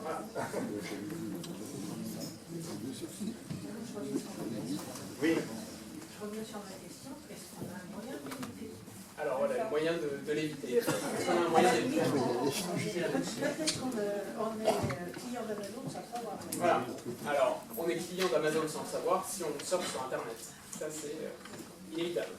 La seule chose à espérer sur ce plan-là, c'est que ces concurrents tout simplement améliorent leurs services. On peut espérer que la France ne mette pas tous ses services publics sur Amazon Web Services, sur cette filiale d'Amazon. On peut espérer le développement d'un cloud, ce qu'on appelle un cloud souverain français. On a un champion du cloud en France qui s'appelle OVH, qui est une entreprise basée à Roubaix, et qui est vraiment un géant mondial du cloud, qui est très capable, donc il faudrait qu'il soit privilégié. Je veux dire, une entreprise comme Orange a du cloud et devrait le développer aussi. Ça, c'est un sujet de souveraineté numérique. Après, vous ne pouvez pas savoir avant d'aller sur n'importe quel site qui tourne avec Amazon, ça c'est impossible. Et de toute façon, les autres ne sont pas mieux. Après, au niveau des consommateurs, effectivement, il y a depuis 1 an, depuis 2 ans, énormément de polémiques sur Amazon, d'informations qui sortent sur le fonctionnement de l'entreprise. J'espère une prise de conscience progressive des gens, au moins être informés. Voilà, le premier niveau, c'est l'information. Moi, j'interviens à ce niveau-là, mais c'est informer des pratiques de cette entreprise. Et on voit des gens qui décident de stopper leur consommation Amazon, de réduire leur consommation Amazon. J'entends des gens qui disent mais il y a vraiment des cas extrêmes, il n'y a pas d'autre choix, très bien, je viens, vous habitez au fin fond de la France, vous êtes handicapé, vous n'avez aucun centre commercial. Ça existe, je veux dire, ça peut exister, un livre très rare qui n'existe là, mais ce n'est pas le modèle sur lequel Amazon fonctionne non plus, c'est pas ça le gros de la consommation. Donc, les alternatives, j'ose espérer, je veux dire, j'espère qu'un grand nombre d'entreprises vont utiliser Amazon comme contre-modèle, tout simplement défendre le fait qu'elles payent des impôts en France, qu'elles traitent correctement leurs salariés, qu'elles sont un anti-modèle. Évidemment, le commerce local, je veux dire, la grande inspiration, c'est quand même la librairie, qui en France, il y a 3000 librairies indépendantes en France, ce qui est un taux très important par rapport au nombre d'habitants, un record mondial. Et les librairies ont été protégées par, évidemment, le prix unique du livre, qui fait que le prix du livre est le même partout, et aussi par toutes sortes d'initiatives des libraires qui se sont dit quelle est notre spécificité, évidemment, où est-ce qu'on doit investir par rapport à Amazon, et c'est le conseil, évidemment, des clients, des lecteurs, c'est l'animation des librairies, c'est mettre en place le catalogue de la librairie aussi sur Internet pour que les gens puissent précommander leurs livres, venir le chercher, je veux dire, les mises en réseau des librairies. Enfin, il y a quand même beaucoup de choses à inventer de ce point de vue-là et qui sont en train d'être inventées. Le reste du commerce, à mon avis, devrait s'inspirer de ça. Voilà. Donc ça, c'est du côté des consommateurs, sans parler des actions, évidemment, citoyennes sur lesquelles on a commencé cette conférence, voilà, qui font bouger l'opinion, c'est certain. Je veux dire, l'image de marque d'Amazon, c'est son actif numéro 1. Hein. On a parlé de la relation aux clients qu'ils ont. S'ils perdent leurs clients, ils perdent tout. Hein. Donc, s'ils ont multiplié par 2 leur budget publicitaire l'an dernier, c'est pas pour rien. En un an, ils ont fait x2 en France. C'est qu'ils doivent investir dans leur image. Amazon a longtemps été dans le classement, voilà, des 10 enseignes préférées des Français, et numéro 1. Ils ont quitté ce classement il y a 2 ans. Donc ça, c'est des signes, voilà, des frémissements. Les gens ont cité comme raison de cette sorte de défiance le fait qu'ils étaient au courant des conditions sociales. Ils trouvaient qu'il y avait aussi une profusion d'articles sur Amazon dans laquelle ils ne se retrouvaient pas, il y avait des problèmes de qualité, enfin voilà. Donc je veux dire, c'est pas... Les arbres ne montent pas jusqu'au ciel, il y a un moment où Amazon flanchera, ça peut, je veux dire, ça arrivera. Et Jeff Bezos le dit lui-même d'ailleurs. Oui, il adore dire, les entreprises ont 30 ans d'espérance de vie, alors eux ils sont arrivés à 25 ans, donc il dit à ses salariés, moi je me réveille chaque matin terrifié à l'idée que d'autres fassent mieux que nous, et vous devriez vous aussi être terrifié à cette idée. Et il dit, chez Amazon c'est toujours le jour numéro 1, it's always day one, le bâtiment dans lequel il a son bureau s'appelle Day One, et le jour numéro 1 c'est, on est qu'au début, voilà, il faut pousser comme si on était qu'au début de l'entreprise. Et il dit le jour numéro 2, c'est la stagnation, puis le déclin, puis une mort douloureuse. Donc quand il fait des stand-up devant tous ses employés, c'est ce qu'il raconte. Mais la vérité, c'est que le e-commerce croît à 15% par an, et que voilà, Amazon a une part, dans les raisons d'espérer, en France, Amazon a une part de marché de 20%. Ils sont 2 fois plus gros que le suivant qui est Cdiscount. Mais aux États-Unis, ils ont 50%. En Angleterre aussi, en Allemagne aussi. Donc, vous voyez que la France est moins amazonisée que d'autres pays, si je puis dire. Et ensuite, je dirais que ça, c'est le côté du consommateur. Est-ce que la culpabilisation du consommateur, ça marche? Je ne suis pas certain. Voilà. Est-ce que la prise de conscience est suivie d'effet chez les consommateurs? Je ne suis pas certain. Voilà, c'est l'argent, c'est le choix, la rapidité, voilà, le fameux trio.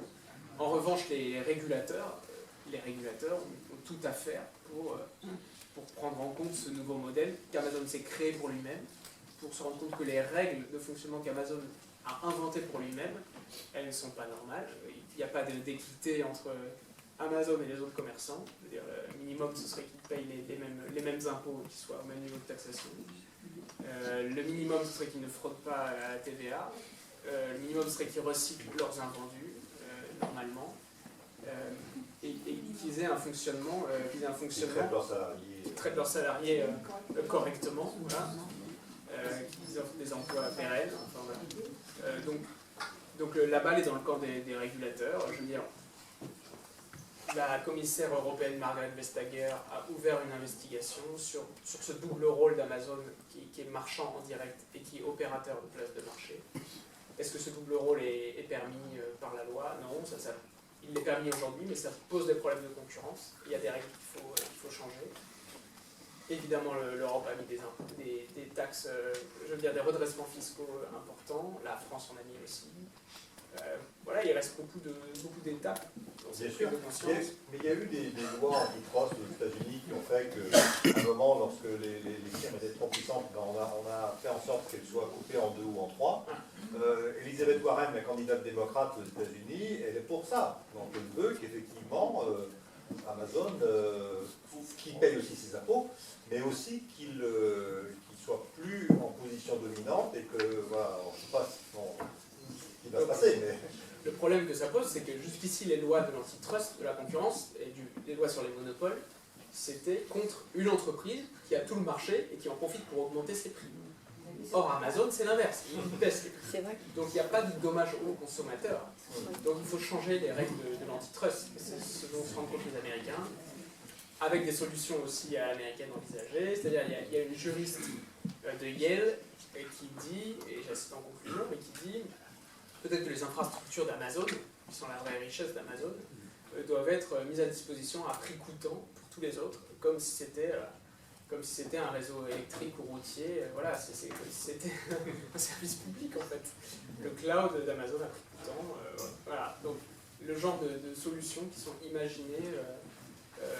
Une chose probable, c'est qu'Amazon va se faire scinder son activité cloud d'un côté et le reste de l'autre. Voilà, il peut y avoir des partitions possibles de l'entreprise, de la même manière que Facebook devra peut-être un jour séparer Facebook, WhatsApp et Instagram. Enfin, c'est le genre de choses auxquelles on réfléchit, mais effectivement, Microsoft avait Internet Explorer à une époque, le navigateur qui était un monopole, ça a été cassé et ça a permis l'émergence de moteurs de recherche. Voilà, donc c'est des choses qui sont possibles et qui arriveront. Dans votre prospective, d'ailleurs, j'ai vu qu'en 2030, Facebook, c'est terminé. Ah oui, effectivement. À mon avis, à mon avis, Amazon est de tous les GAFA est le plus durement implanté en fait, parce que il n'est pas seulement technologique, il est aussi en train de révolutionner une activité physique qui est le commerce. Et je veux dire, les entrepôts sont là, l'infrastructure elle est là, et Google peut être balayé par une loi qui fait en virtuel. Voilà, il y a 750 000 employés, alors que Google en a 30 000, je crois. C'est pas la même chose du tout. Facebook est à la merci d'un changement de mode, c'est un nouveau réseau social qui leur place. Et Google est extrêmement puissant, je veux dire, je pourrais faire un livre sur Google, à mon avis, qui est aussi, je veux dire, dans d'autres sujets, mais eux aussi sont dans une prospective dans tous les domaines. Et ils ont un contrôle des données, mais ils sont peut-être plus subtils, ils font en sorte qu'on parle moins d'eux, et ils peuvent, malgré tout, 90% de leurs revenus viennent de la publicité. C'est beaucoup moins diversifié qu'Amazon. Donc il y a un micro qui circule, donc voilà. Levez le doigt. Ah, je Levez le peux doigt. pas, je peux. Voilà, il y en a Un, plusieurs deux. Derrière. On peut faire il y a plusieurs micros. On commence par madame. Hein. Ensuite, les messieurs. Allez-y, madame. Je voulais savoir si Amazon couvrait tous les pays et s'il y a des pays qui... Ah, c'est bon. Si Amazon couvrait absolument tous les pays mondiaux, enfin s'il est implanté partout, ou s'il y a des endroits où il n'a pas encore pu s'implanter. Par exemple, je pensais à la Russie. Et tout ça, Oui, la question c'est donc est-ce que Amazon est implanté dans tous les pays ou est-ce qu'il n'est pas partout? En fait, il est en propre que dans 7 pays, je crois, 7 ou 8. Les États-Unis, la France, l'Allemagne, l'Angleterre, l'Espagne, l'Italie. Il y a tout un chapitre sur l'Inde. Et l'Inde. Passionnant. Voilà, et l'Inde. Et à partir de ces pays-là, il dessert bien d'autres pays. Je veux dire, vous pouvez commander Amazon partout dans le monde. Simplement, vous n'aurez pas forcément un entrepôt dans votre pays et ce ne sera pas aussi rapide que ça l'est dans les pays où Amazon est implanté en propre. Et donc l'Inde, c'est la Chine d'Amazon, j'allais dire. Ils se sont ramassés en Chine. Voilà, en Chine, c'est Alibaba qui a pris le marché. Vous savez comment fonctionne la Chine. Si une entreprise est soutenue par l'État, c'est un cauchemar, un calvaire pour les autres. Voilà. Il faut se faire une place. Donc la seule présence d'Amazon en Chine, c'est du sourcing, faire venir des produits chinois vers l'Europe, vers l'Allemagne, vers l'Amérique. C'est aussi un armateur en Chine. Ils peuvent affréter des containers vers l'Europe et l'Amérique. Mais ils ont renoncé à s'implanter commercialement et ils ont choisi l'Inde à la place. Il y a 1,3 milliard d'Indiens, en fait, autant que de Chinois. Et il y a une classe moyenne qui est en train d'émerger à grande vitesse, qui n'est pas passée par l'ordinateur, qui passe directement par le smartphone, qui a Internet. Et c'est la cible d'Amazon et le relais de croissance qu'espère Jeff Bezos dans 10 ans, puisqu'il arrivera à maturité en Europe et en Amérique. Donc voilà pour le plan, et il y a beaucoup de péripéties aussi en Inde que je détaille. Et après, l'Amérique du Sud, il s'implante en Amérique du Sud, le Brésil, le Mexique. Voilà, ce qui est clair, c'est qu'il ne cible pas l'Afrique.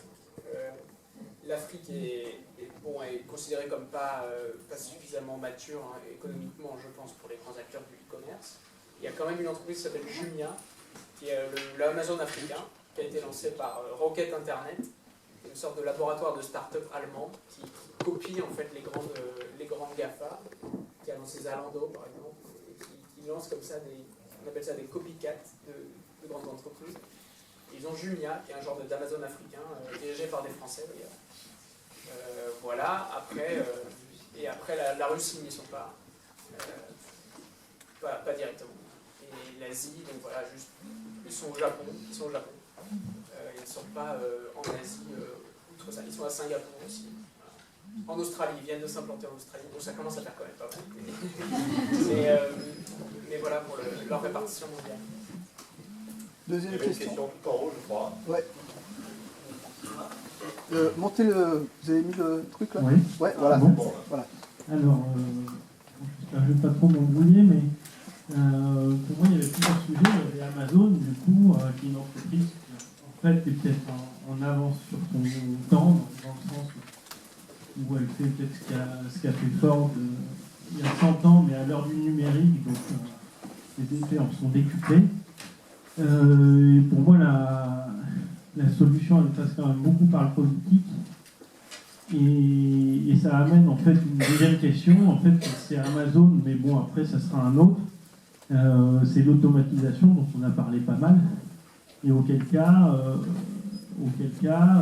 c'est des solutions comme le revenu universel ou des choses comme ça qui peuvent être envisagées. Donc en fait, c'est plus des orientations et des choix de société qui vont se faire politiquement. Voilà. Je voulais savoir votre avis sur ce sujet. Oui. Donc oui, effectivement, Amazon pousse vers ces solutions-là. Au niveau de l'automatisation, leur objectif c'est d'automatiser entièrement tous les entrepôts. La livraison, c'est pas pour rien qu'ils planchent sur les drones. Ils ont investi dans la voiture autonome aussi. Ils ont une entreprise qui construit des camionnettes électriques et une start-up qui fait la conduite autonome. Donc eux, ils sont effectivement pour une automatisation de toutes les tâches automatisables. Hein. Donc ça, c'est certain que c'est leur modèle. Ils sont dans l'intelligence artificielle, ça veut dire qu'ils peuvent bouger dans n'importe quel secteur, je veux dire, qui est automatisable. Leur plateforme qui emploie 500 000 personnes dans le monde, elle sert déjà à remplacer les tâches d'autres personnes et qui sont des employés pérennes pour le coup. Je veux dire, vérifier des notes de frais, vérifier toutes sortes de numéros sur Internet, agréger des informations, rédiger des textes. Ça, c'est déjà aussi une forme de, je veux dire, le premier pied dans l'intelligence artificielle d'Amazon, c'est ça. Tous les autres sont aussi dedans. Donc après, voilà, les économistes, les avis sont aussi divergents. Il y a d'économistes sur ce sujet. Vous avez des économistes qui vont dire, dans les années 1900, 90% des gens travaillaient dans l'agriculture et l'élevage. C'était ça les emplois. L'automatisation dans ces domaines-là a permis, et l'industrialisation a permis la naissance de l'industrie, automobile et d'autres industries. Et l'automatisation dans ces secteurs-là a permis l'émergence d'une classe des emplois tertiaires et de ces emplois de bureau. C'est une amélioration technologique qui ne peut pas être arrêtée, et l'humanité est assez géniale pour trouver des nouveaux secteurs, des nouveaux emplois, des nouvelles activités. Sauf que là, on arrive, comme je le disais, à une robotisation vraiment de l'intelligence humaine et pas seulement de la puissance physique. Donc c'est les guichets dans les banques, je veux dire, les banques ferment leurs agences, c'est tous ces métiers-là qui sont maintenant remplacés par la machine et qui vont être portés par l'intelligence artificielle. Donc je veux dire, c'est un débat qu'on commence seulement à effleurer. Et j'étais à une conférence avec un spécialiste des algorithmes à Metz il y a quelques mois. Lui, il n'était absolument pas inquiet. Et voilà, il pensait que l'intelligence artificielle permettrait de créer beaucoup d'emplois dans d'autres secteurs. Voilà, moi, c'est pas les chiffres que j'ai lus sur, par exemple, le secteur bancaire, hein, sur l'emploi dans le secteur bancaire.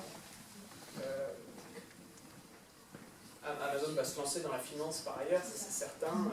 Avec le lien commercial qu'ils ont avec leurs clients, Amazon va se lancer dans la finance. Va se lancer dans la santé aussi. Ils ont racheté une start-up qui permet d'envoyer des médicaments à domicile, qui remplace le pilulier, voilà, qui envoie des sachets de médicaments déjà personnalisés.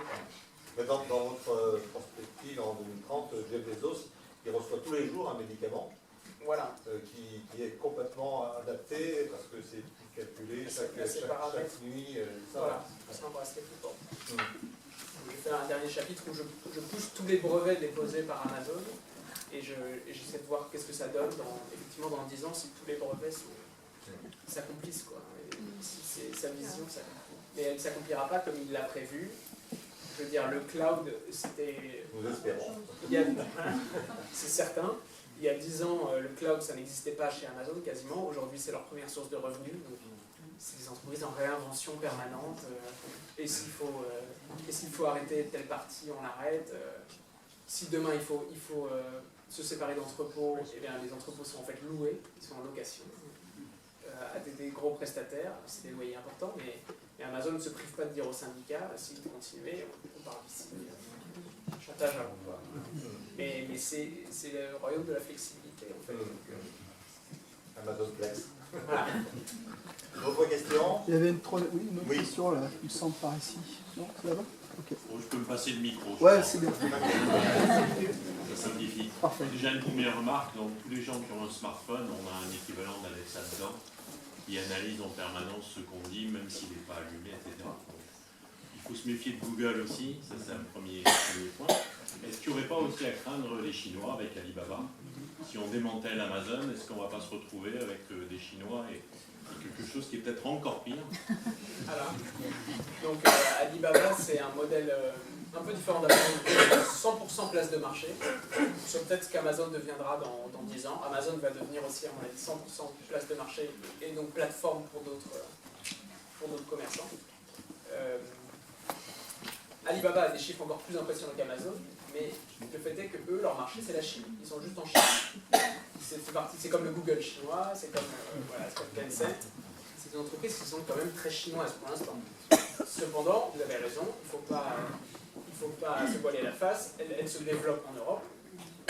Elles sont en guerre avec les États-Unis pour les Européens d'ailleurs. Alibaba a du cloud en France. Il est possible d'acheter du cloud d'Alibaba. C'est vraiment tout petit, hein, mais ça existe. Il doit y avoir 50 personnes en France Alibaba. Surtout, ce qu'ils veulent pour l'instant, c'est que les entreprises françaises exportent vers la Chine et vendent sur Alibaba en Chine. Toutes les entreprises du luxe, L'Oréal, toutes ces entreprises-là, l'une après l'autre, se mettent à vendre sur Alibaba vers la Chine. C'est ça plutôt le mouvement actuel. Mais ils ont un site internet qui s'appelle AliExpress et qui est un concurrent d'Amazon qui monte chaque année. Pour l'instant, les articles vendus, c'est surtout des chargeurs de téléphone, des vêtements vraiment pas chers. C'est un peu la camelote, voilà, mais ça s'améliore de plus en plus leur sélection.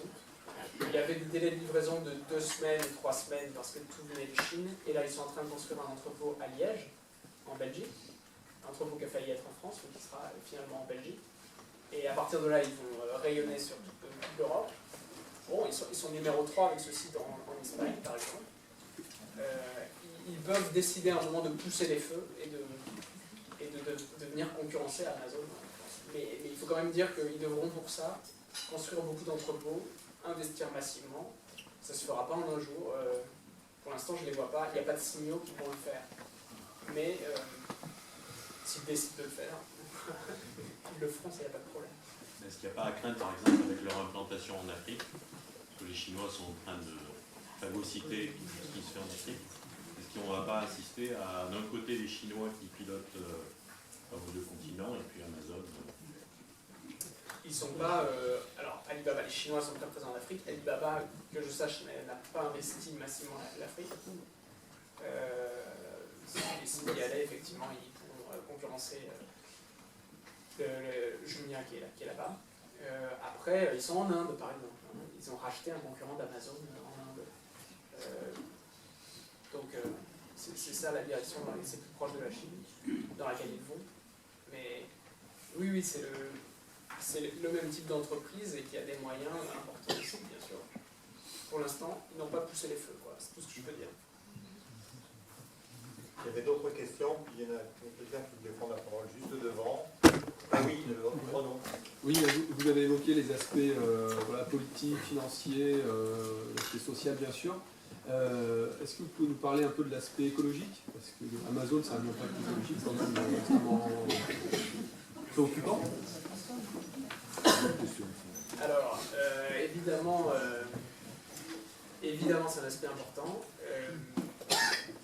Donc vous avez compris qu'Amazon, le principe pendant 25 ans, ça a été de se développer de manière effrénée, sans se soucier d'aucune externalité. Et c'est la même chose avec l'environnement, bien sûr. Ça n'a pas fait partie de leur schéma au début, et l'entreprise s'est développée sans en tenir compte. Une source énorme de pollution, c'est les serveurs, puisqu'ils sont à 35% du marché mondial. C'est une pollution faramineuse. Les serveurs informatiques, ça chauffe beaucoup, il faut climatiser ça à fond. Voilà. Ça consomme énormément d'énergie. Là aussi, Amazon a beau jeu de dire, mais on a beaucoup de clients qui utilisent nos serveurs, c'est pas nous qui sommes responsables. Bah si, c'est eux qui sont responsables, ils gèrent cette activité et ils devraient être rendus responsables de la compensation carbone. Je veux dire, Google, si on parle des autres usual suspects, Google est neutre en carbone depuis 2007. Microsoft a annoncé qu'ils allaient compenser toutes leurs émissions carbone depuis qu'ils ont été créés. Alors ils vont essayer de le faire dans les années à venir. Donc, Amazon a dû aussi se mettre aux grandes déclarations. Alors évidemment les transports, hein, ils ont 60 Boeing, ils ont tous les camions qui circulent, ils ont racheté 20 000 véhicules diesel. Alors ils investissent dans l'électrique, mais évidemment toute la pollution induite par le transport, la livraison, les emballages, voilà, les destructions d'emplois, d'invendus, enfin voilà, ça pollue aussi.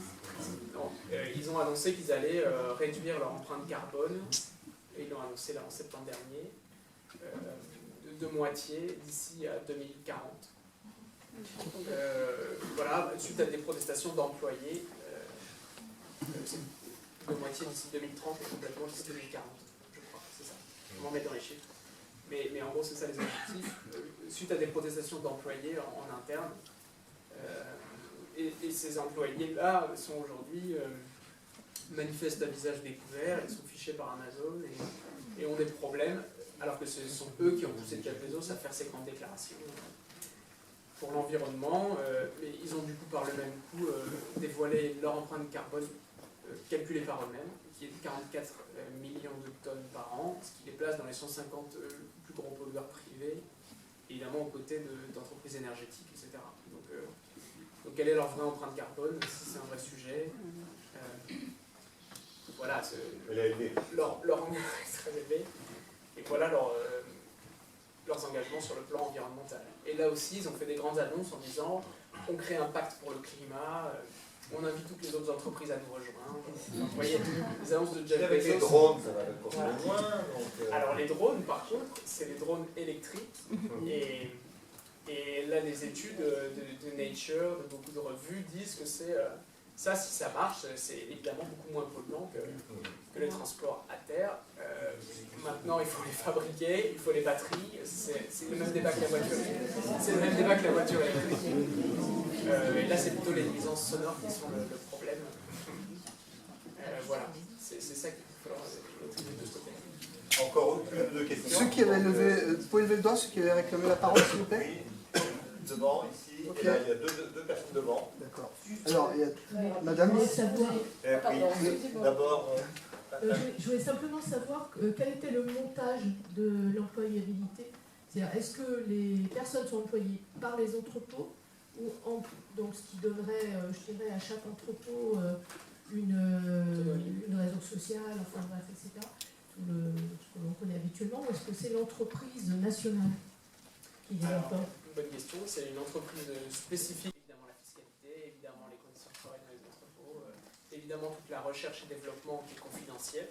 Sur tous ces thèmes-là, j'ai dû faire de mon côté, donc de ce qu'on appelle, j'ai fait 150 interviews de salariés d'Amazon pour le livre, anciens et actuels, et pour tous ceux d'entre eux qui sont des proches de Jeff Bezos, qui ont fondé l'entreprise avec lui, ou bien qui sont des ingénieurs haut placés, j'ai dû leur promettre l'anonymat, donc des interviews off the record, comme on dit, et je les ai rencontrés dans des cafés discrets, voilà, ils me contactaient, ils me donnaient des documents via des adresses email créées pour l'occasion.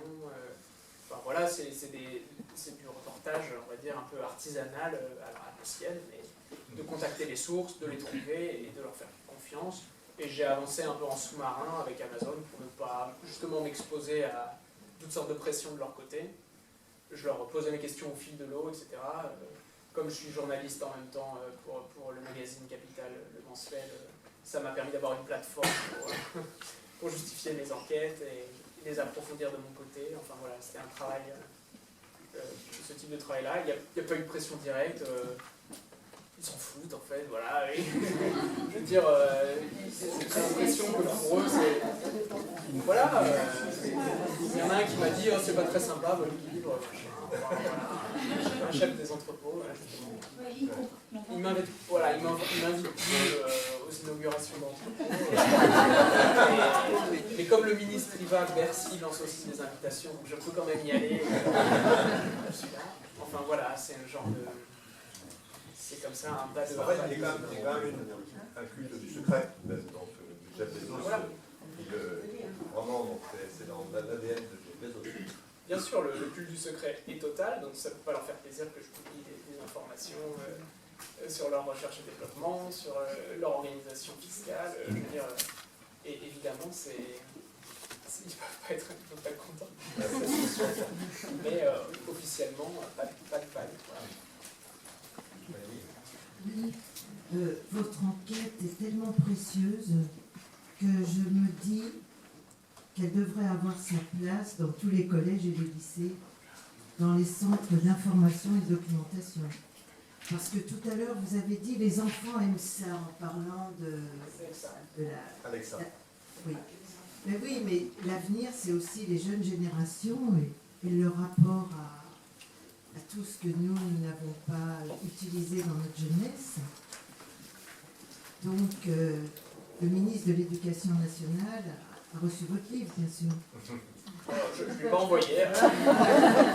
Il a qu'à l'acheter comme tout le monde. Non, mais je ne le fais pas. Alors, il faut évidemment souligner ce point, parce qu'on me fait la remarque bien souvent. Le livre est sur Amazon. Oui, mais j'ai fait la requête dans les 5 premiers, tac, voilà. Très ironiquement, en fait, tout simplement, les libraires et les éditeurs connaissent ça, mais Amazon est considéré comme un libraire aujourd'hui, donc on ne peut pas choisir de ne pas être sur Amazon. C'est du refus de vente, c'est pas possible techniquement. Et de leur côté, ils auraient été bien mal inspirés de censurer le livre, évidemment. Donc, très ironiquement, il est sur Amazon. Et il est partout ailleurs, et surtout porté par les libraires.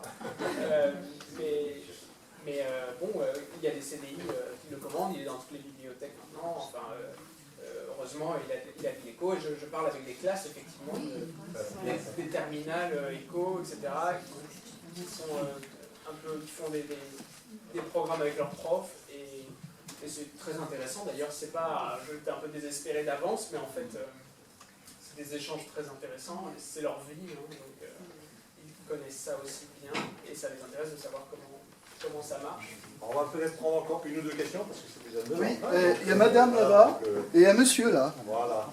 Madame, elle ne veut pas le micro, c'est ça?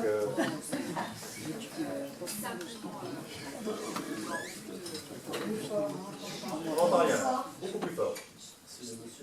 En fait, ce que vous avez décrit, je trouve est assez terrifiant, parce que entre l'intelligence artificielle et puis justement les petits commerces touchés, et moi mon inquiétude aujourd'hui en tant que commerçante, puisque je suis commerçante, c'est que je me rends compte que les mentalités ont extrêmement changé, et qu'à terme, si on en suit ce que vous dites, dans 10 ans, des petits commerces n'existeront plus. Donc, y a-t-il une faille à ce monstre pour vous? Parce qu'aujourd'hui, quand on voit la baisse du pouvoir d'achat, les mentalités qui changent, je ne vois pas comment les consommateurs vont changer leur manière d'acheter. Donc, Oui, On alors, va à l'échelle. bon, alors déjà, il y a ce dont j'ai déjà parlé qui est à mon avis la réaction à Amazon d'un certain nombre de consommateurs. Je veux dire, l'antique modèle qui peut fonctionner. On veut dire, on voit des nouveaux schémas de consommation locale qui n'existaient pas, locaux et qui n'existaient pas il y a 10 ans ou il y a 20 ans. Je veux dire, la consommation, elle est en train de changer dans les deux sens aussi. Je veux dire, on commence à parler de déconsommation, un concept qui veut dire que les gens l'an dernier en France ont acheté moins dans les grandes surfaces, ont juste acheté moins de manière générale que l'année d'avant. Et ça, c'est du jamais vu, le recul du nombre d'articles choisis. Le fait d'acheter moins, de meilleure qualité, je veux dire, c'est un mouvement qui existe aussi. On peut me traiter de naïf si je parle de ça, j'accepterai volontiers, mais ça existe aussi. Voilà. Donc il y a différentes composantes. Les petits commerces tiraient parti de ce mouvement-là. Après, il y a toutes sortes d'hybridations entre le commerce physique et le lien au consommateur par Internet. Je veux dire, mettre en place le catalogue en ligne, faire des commandes groupées, faire la commande par Internet, aller la chercher dans le magasin. Beaucoup de commerçants se disent que leurs magasins sont en fait une richesse inestimable parce que c'est des mètres carrés bien situés, c'est des stocks proches des gens, et ça a beaucoup de valeur. Voilà. Amazon se rend compte par exemple que le commerce alimentaire, c'est notre premier poste de dépense à tous, et pourtant Amazon n'a pas réussi encore à trouver la clé pour que les gens achètent ça par Internet. C'est très compliqué, il y a 4 niveaux de chaîne du froid, il faut des stocks réactualisés en permanence, et donc ils ont la livraison de produits frais. Ils viennent de commencer avec Monoprix à Lyon aujourd'hui, hier, la livraison en 2 heures. Voilà, ça se développe quand même. Mais aux États-Unis, ils ont été obligés de racheter Whole Foods, une chaîne de magasins physiques, pour arriver jusqu'au consommateur. Ils se disent eux-mêmes qu'il faut que les gens viennent dans leur magasin et qu'ils récupèrent une partie de leur commande en ligne au magasin. Enfin, eux-mêmes réfléchissent à ce modèle-là. Ils vont essayer de croquer d'autres chaînes de commerçants en Angleterre, en Allemagne, puis ils arriveront à le faire en France, c'est sûr, mais tous les autres devraient être conscients de leurs atouts et résister à ça aussi. La dernière, si ce... Voilà. Oui, bonsoir. Alors, pour être provocant déjà, je serais tenté de dire qu'on aimerait tous être des Jeff Bezos parce que c'est une très belle réussite commerciale. Malgré tout, pour rebondir sur ce que disait madame, quelles sont les brèches à ce système? Les brèches à ce système, c'est la consommation, c'est nous les consommateurs. Qui d'entre nous, honnêtement, dans la salle, là, ne va pas préférer acheter un article à 98 € sur Amazon livré demain, plutôt que d'aller voir son commerçant qui va le vendre à 100 €, mais qui pourra nous l'avoir en fin de semaine? Moi Alors là, deux fois.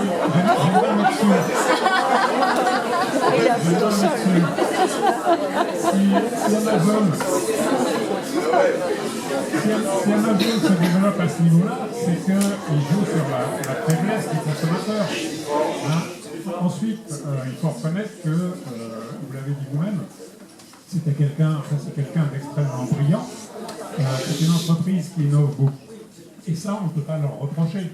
Par contre, là où on peut agir, c'est au niveau individuel, certes, et au niveau politique. Pourquoi est-ce que le politique, qui a des contrôleurs du travail, tolère des conditions de travail dans des entreprises qui ne sont pas au fin fond de l'Afrique ou au fin fond de l'Asie, qui sont à côté de chez nous, à Lyon, à Montélimar ou ailleurs? Pourquoi est-ce qu'il n'y a pas d'action contre les employeurs au regard des constats des agents du travail? Si le politique laisse faire, nous qui les élisons, qu'est-ce qu'on peut faire d'autre? Hein, le politique a son rôle et nous avons notre rôle. Oui, alors le politique aussi suit aussi les demandes des citoyens et l'opinion. Hein. Je veux dire, la taxe GAFA, ils le font parce qu'ils savent que c'est populaire aussi dans l'opinion, c'est certain. Peu de gens en France qui diront qu'ils ne sont pas d'accord pour que le GAFA soit taxé plus qu'aujourd'hui. Donc ça a une part d'importance. Je veux dire, les les scandales médiatiques sur Amazon, ça a une incidence. Je veux dire, tout ça a une incidence sur le politique, mais je suis d'accord avec vous que c'est à ce niveau-là que ça se joue aujourd'hui, au niveau de la régulation. C'est là qu'il faut que les choses avancent plus vite et sur d'autres fronts qui ne sont même pas encore ouverts aujourd'hui. Merci beaucoup.